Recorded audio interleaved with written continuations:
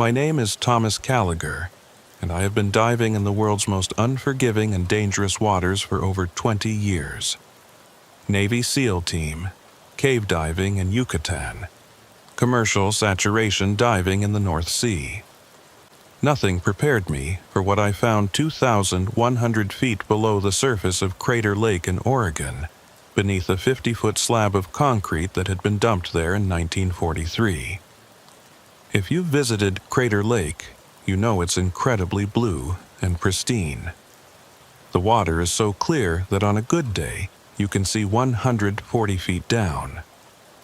What you may not know is that the lake has been off-limits to recreational diving since 1987, and the northern quarter has been a completely restricted zone since World War II. If you ask for the official reason, it's to preserve the lake's extremely sensitive ecosystem. The real reason is that there's a second crater they don't want anyone to find. Before continuing, don't forget to like the video and subscribe to our channel. Those who want to support us further can become Super Hatton, which is extremely important for our development. Now, if I continue, I'm violating the federal confidentiality agreement by telling you all this, and I'll probably lose my pension. Who knows? Maybe I'll even be prosecuted. But after what happened to the research team last month, after what came out of the concrete, someone needs to know the truth. I came to Crater Lake in 2004, fresh out of commercial diving, looking for something quieter after 8 years of decompression chambers and North Sea storms. The National Park Service needed experienced technical divers for their research and recovery operations. The pay was government standard, which meant terrible, but the location was paradise. Or so I thought. My first indication that something was off came during orientation. Dr. Patricia Mills, the head of aquatic research, pulled me aside after the standard safety briefing. "Tom, I need to be clear about something," she said, her voice lower than necessary in the empty conference room. "Your credentials are impressive. That's why you're here. But there are areas of the lake that are absolutely off-limits, even to you. Especially to you." I laughed. After diving to 600 feet in the North Sea, after recovering bodies from submarine disasters, what could possibly be off-limits in a volcanic lake in Oregon? "The North Quadrant," she continued, pointing to a laminated map on the wall. "From Cleetwood Cove to Pumice Point. No diving, no sonar mapping, no exceptions. It's been restricted since 1943. Ecosystem protection?" I asked, though something in her expression told me otherwise. "Sure," she said, but her eyes said something different. Ecosystem protection. The first few months were routine. I led tourist dive groups in the approved areas, conducted water quality tests, helped with the occasional search and rescue. Crater Lake was everything the brochures promised. Pristine, untouched, almost supernatural in its clarity. The water was so pure, it was actually painful to keep your eyes open in it without a mask. But I kept noticing things that didn't add up. First was the old man of the lake. If you don't know, it's a 30-foot hemlock log that's been floating vertically in the lake for at least 120 years. It moves around the lake seemingly at random, sometimes against the wind, sometimes in dead calm. The tourists love it. The scientists explain it away as a unique balance of waterlogged wood and temperature differentials. But I watched it for weeks, tracked its movements. The old man wasn't moving randomly. It was patrolling. It would drift toward the North Quadrant, reach an invisible boundary about 200 yards from the restricted zone, then turn back. Every time. Like it was programmed, or warned, or afraid. Then there were the sonar readings. Crater Lake's maximum depth is officially 1,943 feet, measured at a point called Deep Rover. But when I was doing routine bottom mapping in the approved zones, I kept getting ghost returns, faint echoes suggesting something deeper, something that shouldn't exist in a volcanic caldera. I started doing my own research in my off hours. The lake's geological history is well documented. Mount Mazama erupted 7,700 years ago, collapsed in on itself, and gradually filled with rain and snowmelt. Simple. Clean. Except volcanic calderas don't typically have secondary formations 200 feet below their primary bottom. And they definitely don't have perfectly circular depressions that look more like impact craters than volcanic features. The real breakthrough came from an unlikely source. Jim Harrison, a maintenance worker who'd been at the park for 30 years, found me one night at the Rim Village cafeteria. He was drunk, which was unusual for Jim, and he had something to tell me. "You're the new dive guy," he said, sliding into the seat across from me. "The one with all the Navy credentials." I nodded. "My dad worked here during the war," he continued, his words slightly slurred. "Construction crew. Civilian contractor for the Navy." That caught my attention. The Navy? At Crater Lake? Jim pulled out his phone, scrolled through photos until he found what he was looking for. A black and white image of men in 1940s work clothes standing next to what looked like industrial pumping equipment. Behind them, Wizard Island was clearly visible. "December 1942, Jim said, right after something fell into the lake. Dad said they heard it all the way in Klamath Falls, a sound like thunder that went on for 30 seconds. When they got here, there was a new hole in the ice, perfectly round, about 50 feet across, and the water around it was glowing green. I studied the photo. The men looked exhausted, haunted. What did they do? First, they tried to deny it happened. Then, when people kept asking questions, they said it was a meteorite, natural phenomenon. But Dad knew better. He saw them bring in the diving bells, the Navy hard hat divers. They went down for 2 weeks straight, working in shifts. Then one day, they all came up at once, packed their gear, and left. What did they find? Jim took another drink. Dad never knew for sure, but 3 days after the divers left, the real construction began. They brought in cement trucks, hundreds of them, ran them 24 hours a day for 6 months, poured concrete directly into the lake through pipes, 50,000 tons of it, Dad estimated. "That's impossible," I said. "That much concrete would be visible. It would change the lake's whole profile." "Not if you poured it into something deeper," Jim replied. "Not if you were filling something that went down another 200 feet below the main crater." He showed me another photo. This one showed men in military uniforms standing next to what was clearly a Navy vessel on Crater Lake. "They brought in a submarine," Jim said, "in pieces, on trucks. Assembled it on the shore, launched it. It was in the lake for 3 weeks before they took it apart and hauled it away." "What were they looking for?" Jim shrugged. "Dad asked once. His supervisor, a Navy commander, just said, 'We're making sure it stays down there. That's all.' I should have left it alone. Should have forgotten Jim's stories, done my job, collected my pension, but I've never been good at leaving mysteries unsolved. So I started planning." The North Quadrant was off limits, but the boundaries of the restriction were clearly marked on nautical charts. I could get within 200 yards legally, and modern side-scan sonar could see a lot further than 200 yards. I waited for a maintenance day when the lake would be closed to tourists. Told Patricia I was doing routine equipment checks on the research boat. She didn't question it. I'd been there 6 months, proven myself reliable. The morning of October 15th, 2004, I took the boat out just after sunrise. The lake was glass smooth, reflecting the crater rim in perfect detail. Even the old man was still, standing sentinel about a half-mile away. I anchored at the edge of the restricted zone and deployed the side-scan sonar. The first few passes showed what I expected, the steep walls of the caldera descending to the known bottom at 1,943 feet. But as I adjusted the angle, aiming it toward the center of the North Quadrant, everything changed. There was a second crater, perfectly circular, about 300 feet in diameter, beginning at the 1,943-foot mark and descending to.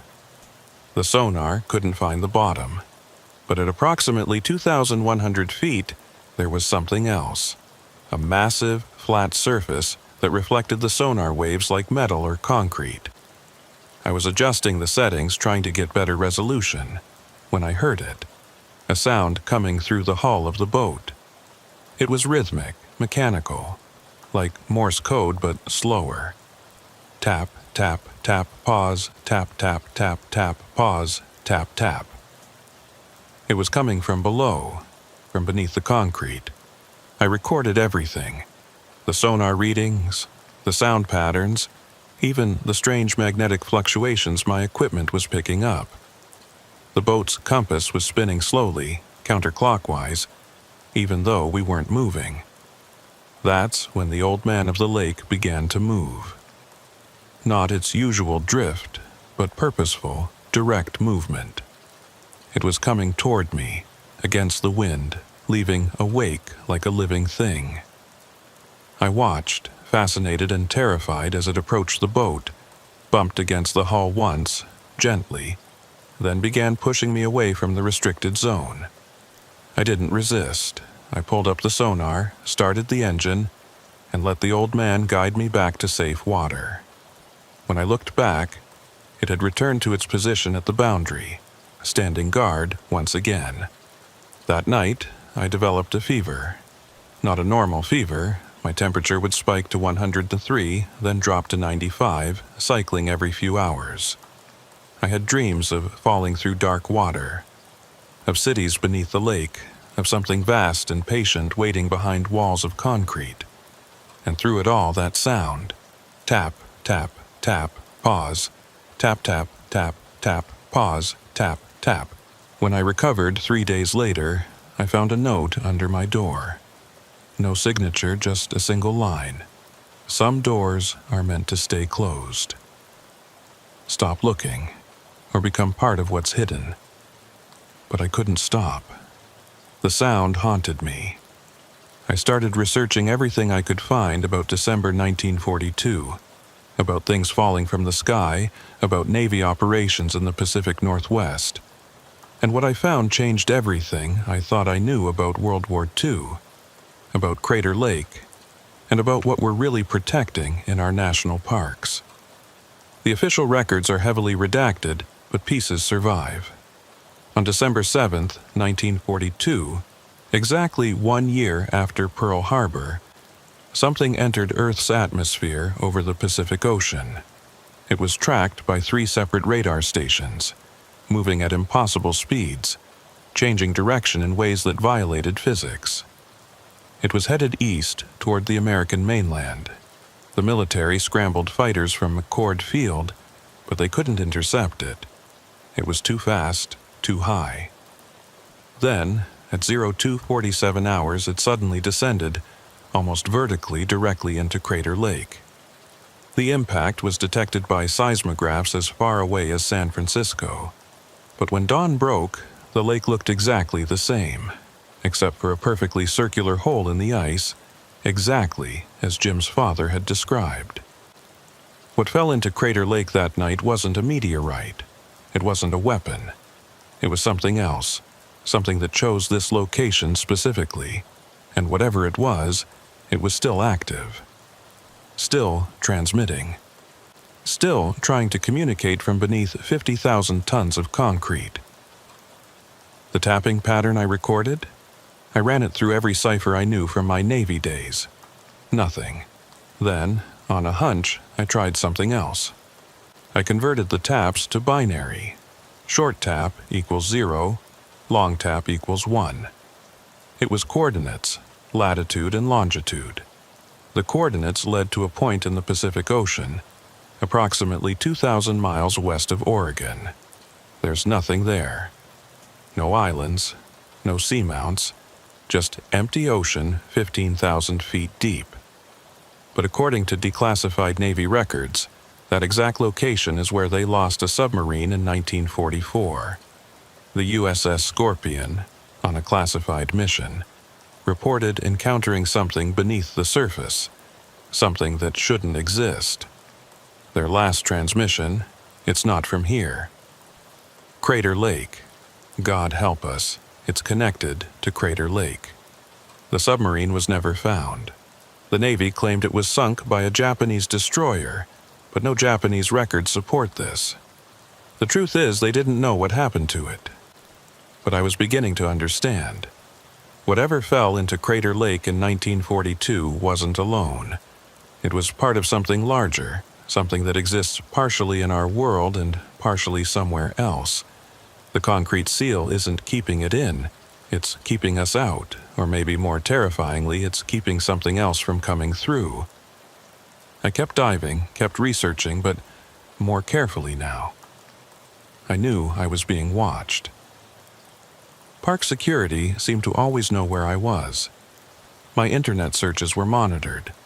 I could tell by the way certain websites would time out only when I was researching specific topics. Someone, or something, didn't want me to know the truth.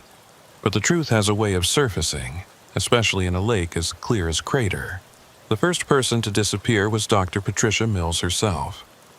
It was March 2005, 5 months after my encounter at the restricted zone.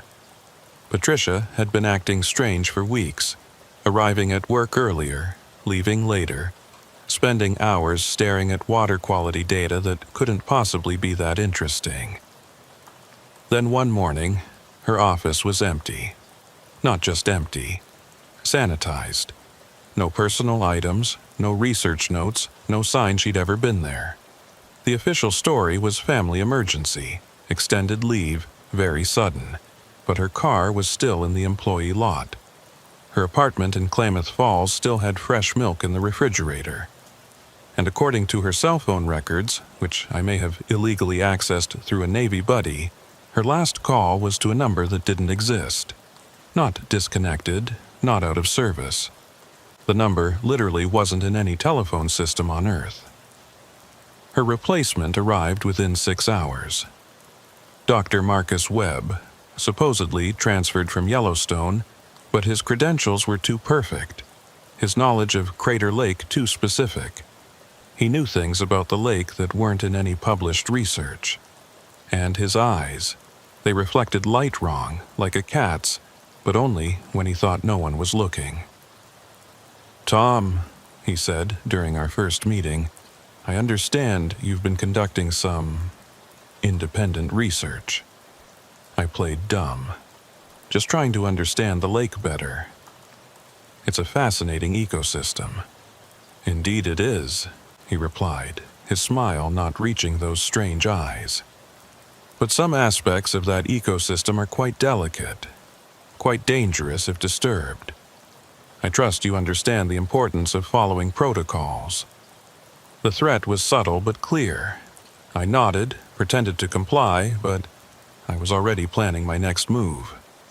See, I'd made a discovery in Patricia's abandoned office. Hidden behind a loose panel was a single USB drive containing sonar readings she'd taken over the past year. But these weren't from Crater Lake's main basin. These were from the second crater, the one beneath the concrete. Patricia had found a way to penetrate the seal using low-frequency sound waves, mapping what lay beneath. The images were impossible. Structures, geometric, artificial structures at 2,300 feet, far below the concrete seal. They looked like buildings, or machinery, or something between the two. And they were arranged in a perfect spiral pattern around a central point that appeared to be generating its own light.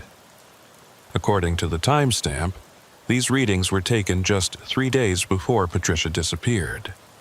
But that wasn't the most disturbing part. The sonar had also captured movement. Large objects, maybe vehicles, maybe creatures, moving through the water beneath the seal. Moving in patterns that suggested intelligence, purpose. And according to the acoustic signatures, they were made of materials that didn't match anything in our databases. Not metal, not organic, something else entirely. I needed to get down there, not to the second crater, that was impossible with the concrete seal, but close enough to see for myself what Patricia had discovered. And I knew exactly how to do it. Every year, the Park Service conducts a deep maintenance dive to inspect the underwater monitoring equipment. It's the only time anyone is authorized to dive below 300 feet in Crater Lake. As the senior dive supervisor, I could assign myself to the team. Dr. Webb couldn't object without raising questions. The dive was scheduled for April 15, 2005. I had 3 weeks to prepare, to modify my equipment, to figure out how to investigate without getting caught. I also needed a dive partner I could trust, someone who wouldn't report irregularities.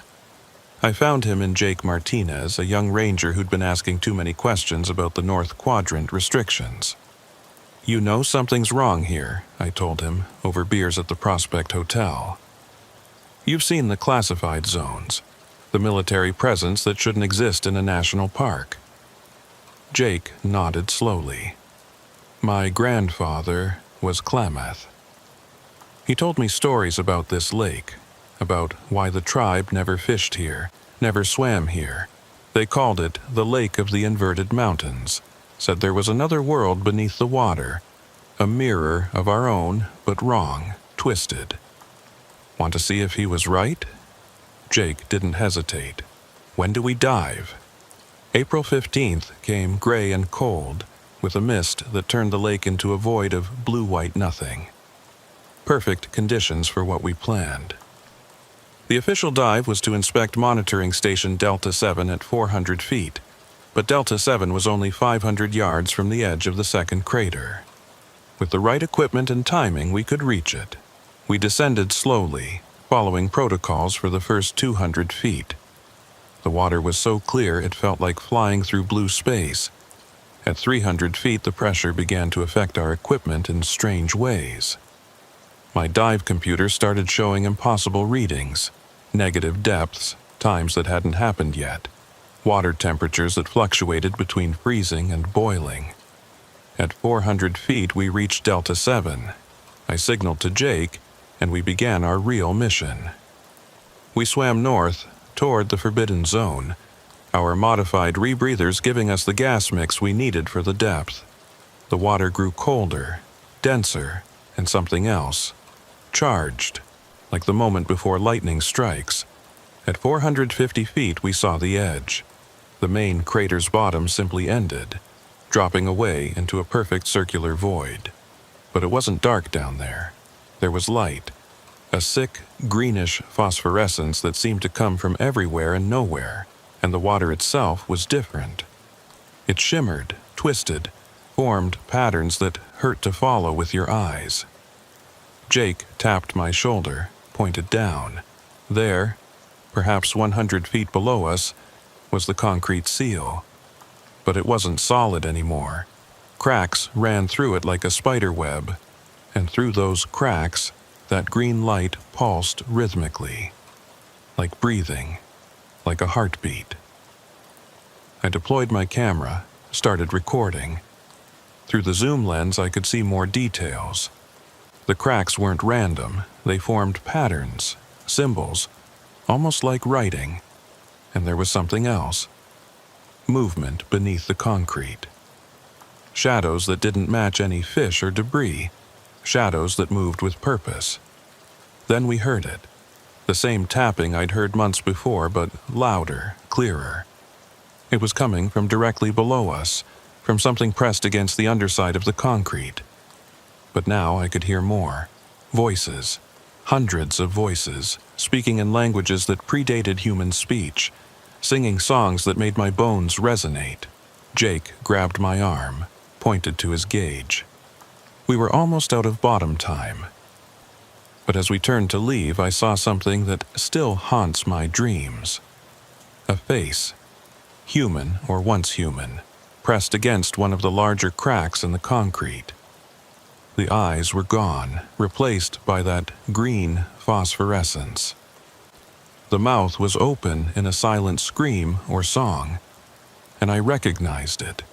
It was Patricia Mills. She saw me, I know she did. Her mouth moved, forming words I could somehow understand despite the water, despite the impossibility. Don't let them surface. The seal is failing. 2 more months, maybe less. They're not from here. They're from below, from the first Earth, from before the sky changed. Stop them, or join us. Then she was gone, pulled back into the green light by something I couldn't see and didn't want to. We ascended fast, too fast, risking decompression sickness in our need to escape. At 200 feet, Jake started convulsing. Nitrogen narcosis, I thought at first, but his eyes had that green tint, and when he spoke, it wasn't his voice. "The deep ones remember," he said in a tone like grinding stone. "Before your kind walked, we swam. Before your sun burned, we dwelt in the dark between stars. The gate opens soon. The concrete cannot hold. 7.7 thousand years of waiting end now." Then Jake was himself again, gasping, terrified. We made it to the surface, to the dive boat where Dr. Webb was waiting. "Equipment malfunction," I reported. "Had to abort the inspection." Webb studied us, those cat eyes seeing more than they should. "Of course. These depths can be treacherous. Perhaps you should restrict yourself to shallower waters from now on." That night, Jake disappeared. His room was empty, his gear gone. The official report said he transferred to another park, but I knew better. I'd seen what happened to those who saw too much. Patricia, now Jake. I would be next unless I was very careful. I developed the footage from the dive in secret, using an old film lab in Portland where I knew the owner wouldn't ask questions. What it showed confirmed everything and explained nothing. The structures beneath the seal were clearer in still frames, definitely artificial, definitely inhabited, and in one frame, caught by accident as I panned the camera, something huge moved through the green light. It had tentacles, or cables, or both. It had eyes that were also machines. It was impossible and absolutely real. I started researching everything I could about December 7th, 1942. Not Pearl Harbor, the other December 7th, the one at Crater Lake. I found fragments in military archives, witness testimonies that were never officially filed. A farmer in Fort Klamath reported seeing a star falling upward just before the impact. A Native American elder spoke of the sky opening backwards. A child in Medford drew pictures of angels made of metal and water the night it happened. But the most revealing discovery came from an unexpected source. In the Klamath County Library, in a book about local geology that hadn't been checked out since 1963, I found a handwritten note tucked between pages about Crater Lake. They didn't come from space. They came from below. The impact was an eruption, not a crash. Check the seismic records for December 6th, not December 7th. I did, and what I found changed everything. On December 6th, 1942, at 11:47 p.m., seismographs across the Pacific Northwest recorded something unprecedented. Not an earthquake, but a regular, rhythmic pulsing from deep within the earth. It lasted exactly 3 hours and 33 minutes, ending at 3:20 a.m. on December 7th. 7 minutes later, the object entered Crater Lake. It hadn't fallen from the sky. It had been pushed up from below, from deep within the earth, emerging through the lake because the water provided the path of least resistance. The Navy knew this. That's why they sealed it with concrete instead of trying to retrieve it. They weren't keeping something in, they were keeping something from coming out. But concrete doesn't last forever, especially not when what's beneath it has been patiently dissolving it for 63 years. I compiled everything: photos, sonar readings, historical documents, Patricia's research, onto encrypted drives. I hid copies in 5 different locations, sent one to a journalist I trusted, kept one with me always. I knew they were watching me now, knew my time was limited. The last straw came in June 2005. I arrived at work to find a new assignment waiting. Immediate transfer to a research station in Alaska, effective immediately, non-negotiable. They were removing me, just like Patricia and Jake, but I wasn't going quietly.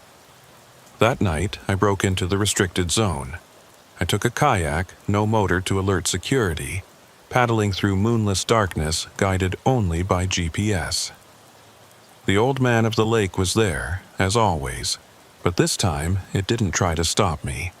It just watched, a silent sentinel that had given up its post.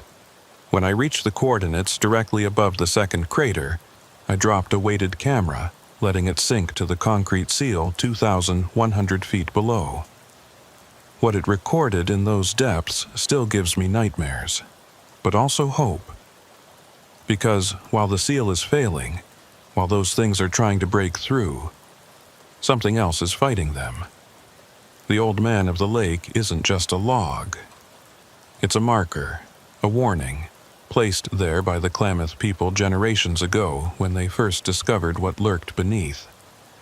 It's been treated with substances that repel the deep ones, keep them contained, but it's dying, waterlogged, losing its power. And when it finally sinks, when that last guardian fails, the seal won't matter anymore. The camera I dropped recorded for exactly 47 minutes before something destroyed it. But those 47 minutes revealed the truth about what's been hiding beneath Crater Lake since before recorded history. The footage started normal enough, darkness giving way to that green phosphorescence as the camera descended past 2,000 feet. The concrete seal came into view at 2,100 feet, just as expected. But the cracks were wider now, some large enough for a person to fit through. And through those gaps, the camera captured something that shouldn't exist. A city, an inverted city, built into the rock beneath the lake, hanging like stalactites but with purpose, with design. The architecture was wrong, angles that folded in on themselves, surfaces that were simultaneously convex and concave, structures that seemed to exist in more than 3 dimensions. And it was inhabited. The things that moved through that city weren't human, had never been human. They were something older, something that evolved in the deep places of the earth before the continents formed. Some looked like jellyfish made of living metal.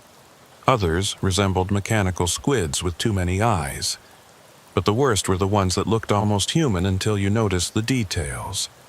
The extra joints, the gills that were also mouths, the eyes that opened into infinite depth. And they were building something. A machine, or maybe a creature. It was hard to tell. It sat at the center of the underwater city, pulsing with that green light, growing larger with each pulse. Fed by tubes or veins that connected to the cracks in the concrete, drawing something from our world into theirs. The camera's hydrophone picked up their communication, not language as we understand it, but harmonics that conveyed meaning directly to the brain. I had to stop watching the footage several times, my nose bleeding, my head feeling like it might split open. But I understood fragments. The barrier weakens. 7,700 rotations complete. The surface dwellers have forgotten the treaty. Time to reclaim the upper waters. Then, at minute 43, something looked directly at the camera. It had been human once. I could see traces of a Park Service uniform fused into its translucent skin. It spoke in English in Patricia Mills' voice. "Tom, you found us." "Good. You need to understand, we didn't disappear. We were recruited. The city needs interpreters, beings that can exist in both states. The concrete wasn't meant to imprison them, it was meant to give us time. Time to evolve, time to adapt, time to prepare for coexistence." The figure that had been Patricia moved closer to the camera. The entity that emerged in 1942 wasn't an invasion. It was an ambassador. They've been here longer than humans, Tom. This is their planet, too. We just forgot the agreement our ancestors made. But they remember. They always remember. The seal will fail in 72 days. When it does, they'll rise. Not to conquer, but to reclaim their place in the upper world. The question is, will humanity remember how to share? Or will we fight a war we can't win against beings that were ancient when our species was young? Then something massive moved past the camera, a tentacle or appendage the size of a subway train, covered in eyes that each reflected a different version of reality. The camera shook, sparked, and died. 72 days. That gave us until late August 2005. I tried to warn people, sent the footage to news stations, government agencies, anyone who might listen. Most ignored it as a hoax. The few who took it seriously disappeared within days, their existence scrubbed from records as thoroughly as Patricia's had been. Dr. Webb called me into his office on July 1st. "Tom," he said, those inhuman eyes studying me, "you've seen what's below. You understand what's coming. We'd like to offer you a choice." "What kind of choice?" "Join us. Undergo the transition. Become a bridge between worlds. Or stay human and watch your species struggle to comprehend what's about to happen. You're one of them?" He smiled, his face briefly flickering to show something else underneath. Scales, gills, the suggestion of tentacles. "I'm both. I volunteered in 1987 when we first understood what was down there. The government has been preparing, Tom. Not for war, but for integration. Some of us have already changed, already adapted. We're the translators, the peacekeepers for what's coming. And if I refuse, then you continue your work with our blessing. Document what happens. Be a witness. Someone needs to record the truth, even if most won't believe it. I chose to remain human, to remain a witness." Webb seemed unsurprised, almost approving. "The old man of the lake chose you," he said cryptically. "It doesn't guard the seal, it guards the stories. When it finally sinks, someone needs to remember why. Over the next 2 months, I documented everything. The increasing seismic activity beneath the lake, the growing cracks in the concrete visible even from the surface on calm days, the strange behaviors of animals around the lake, birds flying in impossible patterns, fish swimming in perfect spirals, insects forming geometric shapes that hurt to perceive. I also researched the history Patricia had mentioned, the treaty, and I found it, hidden in Klamath oral traditions that anthropologists had dismissed as mythology.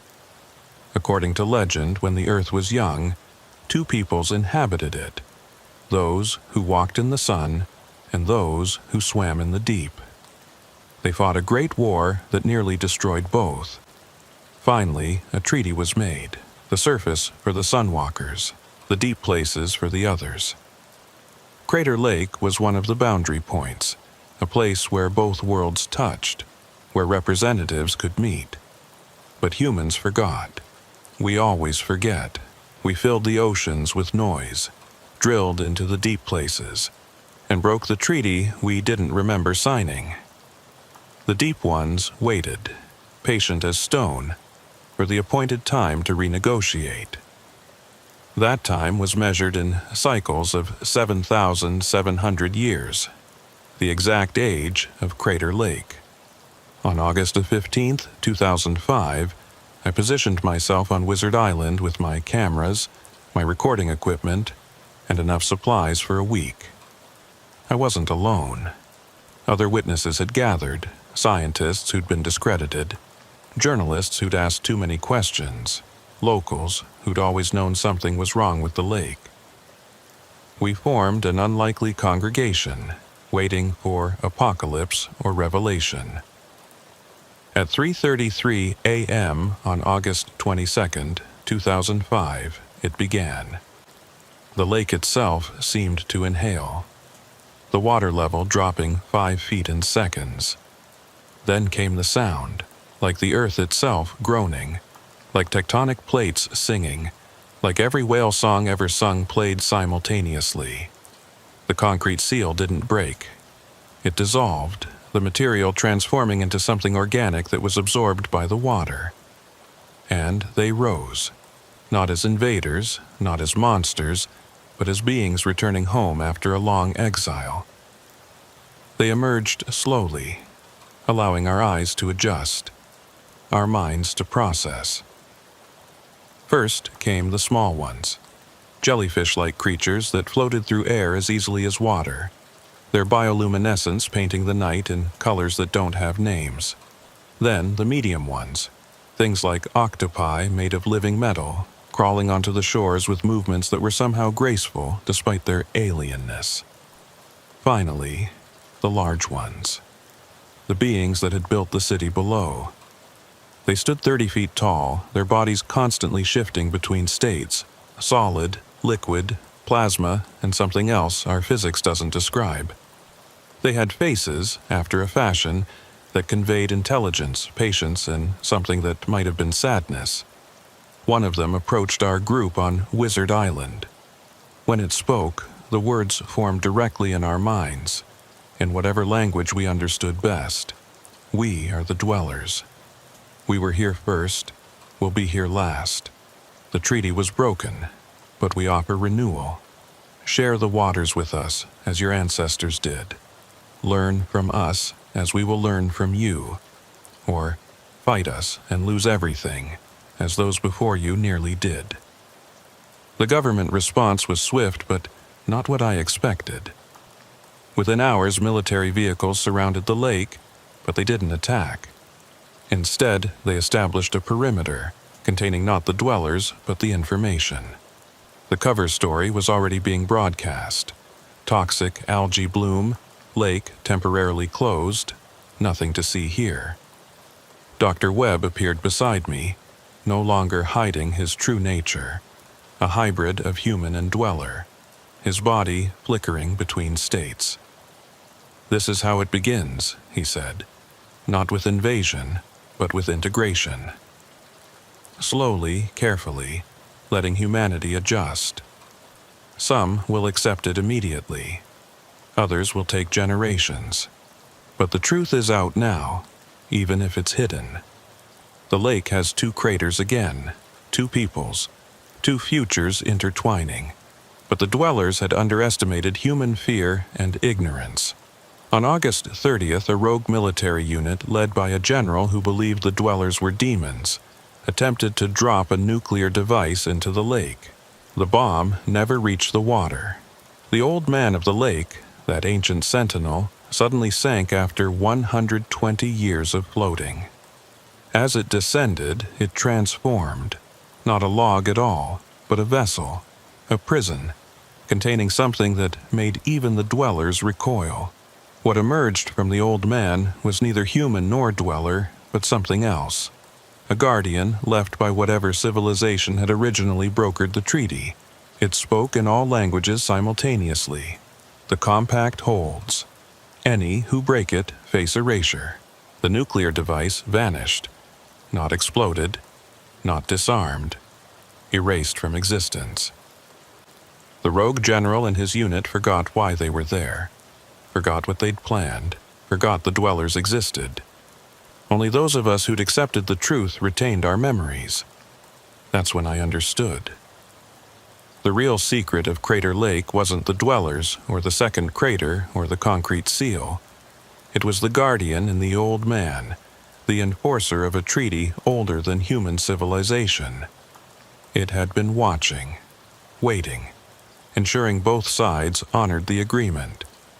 And now that the treaty was being renewed, it would continue watching. The dwellers returned to the lake mostly. Some remained on the surface, working with the government to establish formal relations. The lake was reopened to tourists within a month, though the North Quadrant remained restricted.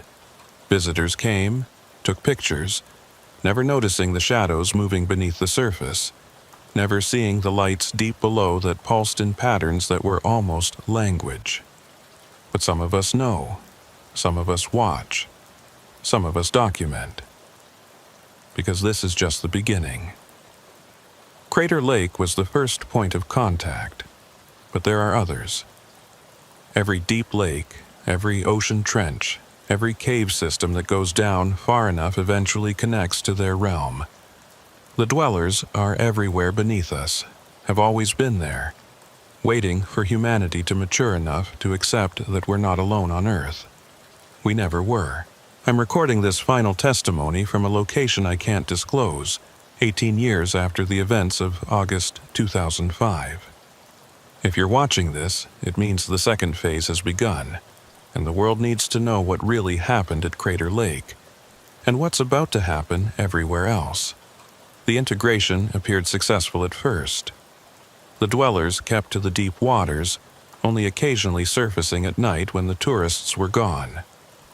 The government created a new classification, Ultra Blue, higher than Top Secret, specifically for dweller-related operations. I was recruited as a civilian advisor, one of the few humans who'd had direct contact and retained their sanity. But by 2010, things started to go wrong. It began with the missing research team. 5 scientists from the Ultra Blue program descended to the Dweller City in a specially designed submersible. They were supposed to stay for 48 hours. They never came back.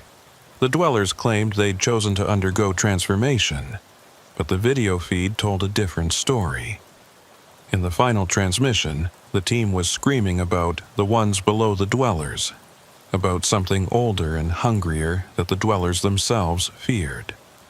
That's when I learned the truth about the hierarchy of the deep.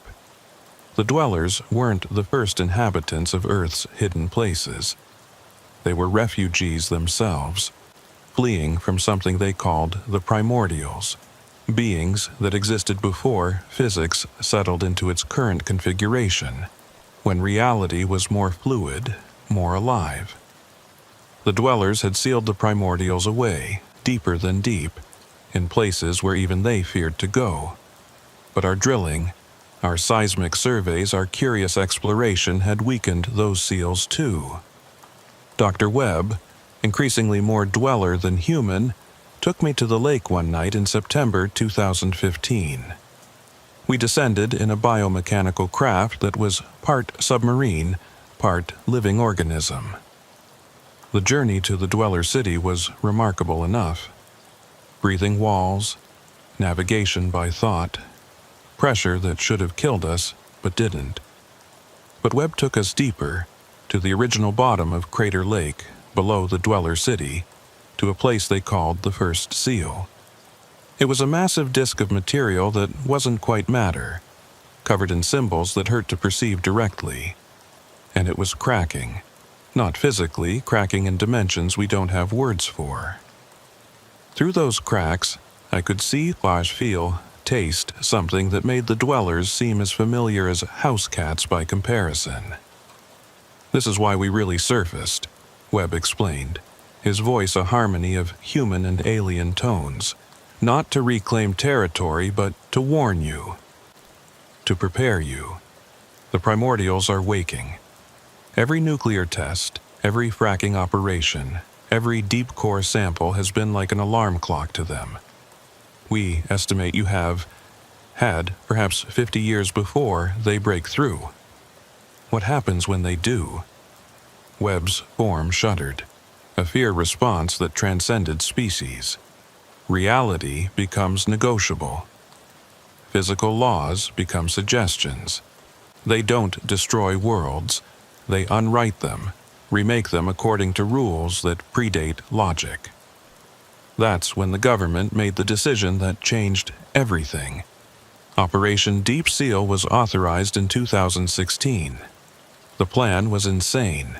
Detonate precisely controlled nuclear devices at strategic points around the globe, not to destroy the primordials but to fuse the geological barriers holding them back. Turn the Earth's crust into a prison of melted rock and radiation. The dwellers agreed to help, not because they trusted us, but because the alternative was worse. I was part of the observation team at Crater Lake when they tested the first device. Not in the lake, that would have been too dangerous, but in the deepest part of the Mariana Trench. The explosion was unlike anything our models predicted. It didn't just fuse rock, it fused space-time itself, creating a barrier that existed in multiple dimensions simultaneously. It worked. The primordial signatures went quiet. The cracks in the first seal began to heal, but there was a cost. The barriers we created didn't just keep the primordials in, they kept everything in. The dwellers found themselves trapped, unable to move between deep places as they had for millions of years. Crater Lake became not a meeting point but a prison. They didn't take it well. The first sign of dweller retaliation came in 2018. Every fish in Crater Lake died simultaneously, floating to the surface in a pattern that spelled out a message in a dozen languages. You have betrayed the treaty. Then came the dreams. Everyone who'd ever swum in Crater Lake began having the same nightmare. Drowning in air, breathing water, their bodies transforming against their will. The suicide rate in Oregon tripled. The Park Service closed the lake indefinitely, citing environmental concerns. But the real horror began in 2020. The dwellers had found a way to broadcast. Using the water itself as a medium, they could send signals through any body of water connected to the global system. Drink a glass of tap water, and you might hear their whispers. Take a shower, and you'd see glimpses of their city. Swim in any lake or ocean, and you risked being pulled into their reality. The government tried everything. Chemical treatments, electromagnetic barriers, even attempting to drain Crater Lake entirely. Nothing worked. The dwellers weren't just in the water. They were the water, existing in states of matter we couldn't separate or contain. That's when they made the offer that brings us to today. In 2023, a dweller envoy surfaced, not at Crater Lake, but simultaneously in every major body of water on Earth. The message was simple: release us or join us. The primordials wake regardless. Together, we might survive. Divided, we all become nothing. They gave humanity 1 year to decide. That year is up tomorrow. I've spent the last 12 months traveling to every deep place I could reach, documenting what I found. Lake Baikal in Russia, where Soviet experiments had accidentally opened a door they couldn't close. Loch Ness in Scotland, where what people thought was a monster was actually a dweller scout that had been trapped for centuries. The cenotes of Mexico, where Mayan priests had made their own treaty with the Deep Ones, a treaty that expired with their civilization. Every deep place tells the same story. We are not alone. We never were. And the things that share this planet with us are losing patience with our ignorance. The government has prepared 3 options for tomorrow. Option 1, full release. Remove all barriers, free the dwellers, and hope they'll help us face the primordials when they eventually break free. Risk: the dwellers might not forgive our betrayal. Option 2, total war. Use every weapon we have to eliminate the dwellers before they can act. Risk: we probably can't win, and even if we do, we face the primordials alone. Option 3, transformation. Accept the dwellers' offer to join them, to evolve into something that can survive what's coming. Risk: we won't be human anymore. I know which option the government has chosen. I've seen the preparation, the staging areas around every major lake, the submarines moving into position above ocean trenches. They're going with option 2. They're going to fight. It's a mistake. I've made my own choice. Tonight, I returned to Crater Lake one last time. Not as a human, not as a dweller, but as something in between. A bridge. A translator for what comes next. The transformation isn't painful, Patricia told me in my dreams. It's like being born again, but remembering everything, understanding everything. The old man of the lake has reformed, risen from the depths where it sank. But now I know what it really is. Not a guardian, not a prison, but a cocoon. Inside it, something has been growing for 7,700 years, waiting for the right moment to emerge. That moment is tomorrow. If you're watching this, you need to make your own choice. Fight, flee, or transform. There's no wrong answer, only consequences. But know this. The age of humanity's dominance over Earth is ending. What comes next depends on whether we can learn to share this planet with beings older, stranger, and perhaps wiser than ourselves. Look for the signs. Water that flows upward. Fish that swim in perfect spirals. Reflections that show cities that aren't there yet. These are invitations, opportunities to see the world as it really is before it's too late to adapt. Crater Lake is ground zero, but every body of water deeper than 1,000 feet is a potential breach point. The dwellers are everywhere, waiting. The primordials are deeper still, stirring. And humanity stands at the threshold of evolution or extinction. I've hidden copies of all my research, all the evidence, in 12 locations around the world. The coordinates are encoded in the migration patterns of birds around Crater Lake this year. The dwellers taught me that, how to hide information in living systems. If the government suppresses this video, if I disappear, others will find the truth. My final dive is in 3 hours. I can already feel the change beginning. My cells remembering their aquatic origins. My consciousness expanding to perceive dimensions beyond the standard 4. It's terrifying and beautiful, like seeing color for the first time after a lifetime of blindness. To whoever finds this recording, Crater Lake's second crater was never about keeping something in or out. It was about keeping two worlds separate until both were ready to merge. That time is now. The concrete seal wasn't a barrier, it was a timer, designed to dissolve after exactly 63 years, when both species had developed enough to attempt coexistence. We failed the first test. The dwellers extended their hand, and we responded with fear and violence. But there's still hope. The transformation they offer isn't death, it's evolution. Adaptation to a universe far stranger and more populated than we ever imagined. The water is calling. Not just at Crater Lake, but everywhere. In your tap, in your blood, in the clouds above. We are already part water, already part dweller. The transformation won't make us alien, it will make us complete. If you choose to remain human, document everything. Be witnesses to the change. Your stories, your memories, your purely human perspective will be invaluable to whatever civilization emerges from this convergence.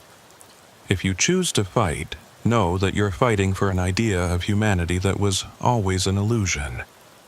We were never alone, never separate from the rest of Earth's biosphere.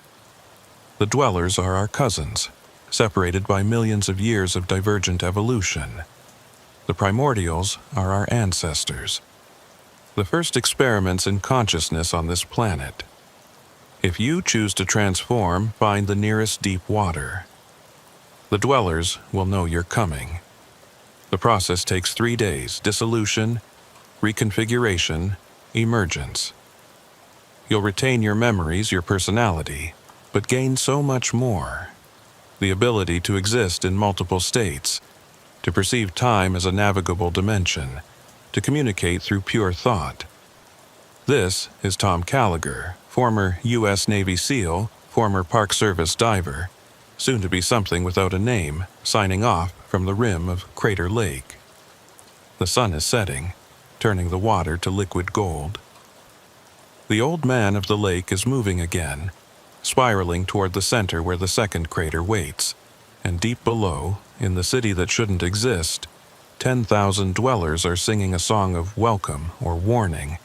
I'll know which soon enough. The next time someone tells you Crater Lake is just a volcanic caldera filled with rainwater, remember this: we put 50,000 tons of concrete down there for a reason, and when it failed, we discovered that the real question wasn't what we were keeping in, but what we were keeping out, and whether we ever had the right to keep anything at all. The water remembers everything, and soon, if you choose, you can remember with it. See you in the deep.